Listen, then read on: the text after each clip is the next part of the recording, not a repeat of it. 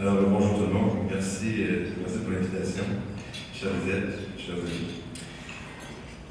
Alors, Jacques Parizeau a été un grand bâtisseur, un géant québécois. Rares sont ceux dont on peut dire qu'ils ont changé le monde et Jacques Parizeau l'a fait. Jacques Parizeau a transformé le Québec. Il a contribué peut-être mieux que quiconque à l'émergence du Québec moderne, d'un Québec plus fort, plus ambitieux et je dirais même plus conscient de son énorme potentiel. Alors, évidemment, parmi tous ces accomplissements, parmi l'héritage qu'il nous a transmis, il est difficile et nécessairement un peu réducteur de faire un choix. Alors, on va nous pardonner de ne retenir que quelques-unes de ses contributions. Alors, je retiens tout d'abord sa profonde conviction que l'État peut servir à améliorer le monde, à faire avancer la société, et plus particulièrement sa conviction que l'État doit jouer un rôle dans l'économie. Ce n'est pas complètement surprenant lorsqu'on constate son parcours universitaire et ses études à la London School of Economics avec le prix Nobel James Meade. À l'époque, Parizeau avait fréquenté entre autres un économiste canadien, Richard Lipsey, qui, en compagnie de Kelvin Lancaster, allait développer ce qu'on a appelé dans la suite la théorie de l'optimum de second rang. Et cette théorie montrait que l'intervention de l'État dans à peu près toutes les situations réalistes, elle est souhaitable. Alors d'ailleurs, les travaux ultérieurs des Stiglitz, des Krugman, des Akerlof, tout ça, ça découle directement du travail qui a été fait à l'époque à la London School of Economics, alors que Parizeau y était. Alors clairement, ces études, ces fréquentations, l'époque a forgé la pensée de M. Parizeau, et dès lors, il aura été un keynésien immunitant, un économiste qui croyait dur comme fer que l'État peut et surtout doit jouer un rôle dans l'économie. Jacques Parizeau croyait aussi, c'est évident, que l'État a un rôle à jouer dans le développement social. C'était un social-démocrate convaincu pour qui la collectivité doit à la fois assurer l'égalité des chances et un haut niveau de redistribution. Mais bien sûr, vous savez, tout aussi généreuse que peut être sa pensée, sa vision d'un État engagé dans la solidarité, M. Parizeau avait une connaissance approfondie, une connaissance aiguisée du fonctionnement de l'économie, des marchés. Et c'était, comme vous le savez, des compétences très rares à l'époque chez ceux qu'on appelait les Canadiens français. Je voudrais dire que M. Parizeau affichait une confiance et une volonté inébranlable, en témoigne entre autres son combat remporté contre le syndicat financier de Montréal. Il n'a jamais eu peur, il n'a jamais été intimidé par les marchés financiers et il a contourné les marchés financiers à de nombreuses reprises.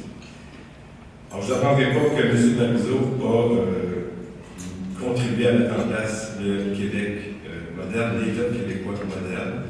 Comme vous le savez, il était aux premières loges avec René Lévesque dans le dossier de la nationalisation de l'électricité, qui a contribué à la naissance de la Caisse de dépôt, de la Régie des rentes du Québec, de la Société générale de financement qui a plus tard donné Investissement Québec lors d'une fusion.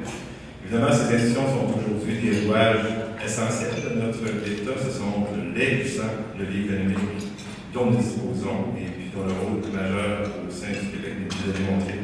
En fait, il est aujourd'hui difficile, voire impossible, de s'imaginer le Québec sans ces grandes institutions. Et pourtant, il a fallu les imaginer, il a fallu les dessiner, il a fallu les créer. Il fallait avoir de l'audace et il fallait avoir de la conviction, il fallait bousculer l'ordre établi pour mettre en place ces grandes institutions dont on comprend aujourd'hui pour acquis.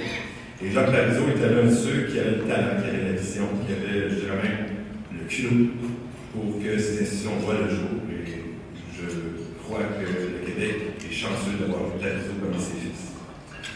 Parizeau a aussi cru en la nécessité de doter le Québec d'une fonction publique de qualité. À l'entendre, à l'écouter, on comprend qu'il croyait en la connaissance, en la recherche, en l'expertise, en l'analyse. Bref, il croyait qu'on pouvait faire mieux, on pouvait mieux servir l'intérêt public si on comprenait mieux le monde. Et de même, on avait conclu à l'époque que pour faire mieux, il fallait embaucher les meilleurs experts, les meilleurs gestionnaires dans tous les domaines. Alors moi, je ne sais pas de quoi avait l'air précisément la fonction publique dans les années 50 et 60. J'ai commencé à fréquenter la fonction publique dans les années 90 et je dirais que j'ai eu une fréquentation assez intense pendant le temps où j'étais des finances et de l'économie dans le gouvernement Marois. Je veux simplement ici témoigner de l'incroyable qualité de l'équipe de fonctionnement du ministère des Finances et de l'Économie. Et croyez-moi, je le considère comme un héritage de M. Parizeau. Et c'est un héritage qui est très précieux, très, très précieux. Alors, M. Parizeau, en plus de transformer l'État québécois, vous le savez, c'est s'appliquer à l'État comme économique pour affranchir les Canadiens français de leur État de dominer. Il a utilisé les leviers de l'État pour faire émerger une classe entrepreneuriale francophone dans un monde des affaires qui, à l'époque, était essentiellement un monde anglophone. Et grâce aux institutions qu'il avait contribué à mettre en place dans les années 60, et grâce aussi à des mesures spécifiques qu'il a mises en place lorsqu'il était ministre des Finances, je pense évidemment au régime d'évaluation, je pense au feu vert qu'il a donné à la naissance du Fonds de solidarité. Il a donc contribué à cette émergence d'une classe entrepreneuriale francophone et qui a durablement changé le Québec, durablement changé l'économie du Québec pour le mieux. Ça va me permettre de terminer par ce qu'il y a de plus important, de plus fondamental dans l'œuvre de M. Parizeau, et je parle évidemment ici de la question de l'indépendance du Québec. M. Parizeau voyait que le destin normal de notre peuple, c'était de devenir un pays. Parizeau avait l'intime conviction que notre peuple pouvait de grandes choses, qu'il fallait simplement se faire confiance, se dire oui, nous qui avions tant accompli, surtout nous qui avions tant accompli. Et quant à moi, cette confiance en soi, en nous, en nos moyens, il l'incarnait mieux que quiconque. Parizeau a cru en l'indépendance et il a agi en conséquence, avec détermination.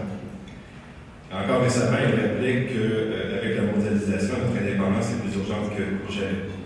Comment en effet relever tous les défis se dressant sur notre route alors qu'en tant que province, nous ne disposons pas des pouvoirs qui sont en lien avec la mondialisation. Nous ne disposons que d'une partie des moyens financiers d'un pays normal et surtout, la moitié des décisions des concernants sont prises dans un Parlement fédéral, dans lequel nous ne pesons pas lourd. Et les décisions sont prises par les représentants d'une nation qui agissent évidemment dans leur intérêt. Alors, pour relever tous les défis que représente la mondialisation et surtout pour en saisir des opportunités, Jacques Parizeau voulait pour le Québec un État complet, avec tous les pouvoirs, toutes les compétences et tous les moyens financiers.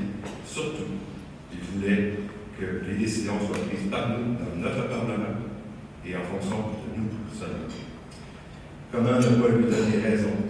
Jacques Parizeau avait raison, il a encore raison, et moi je suis convaincu que l'histoire lui donnera raison. Merci.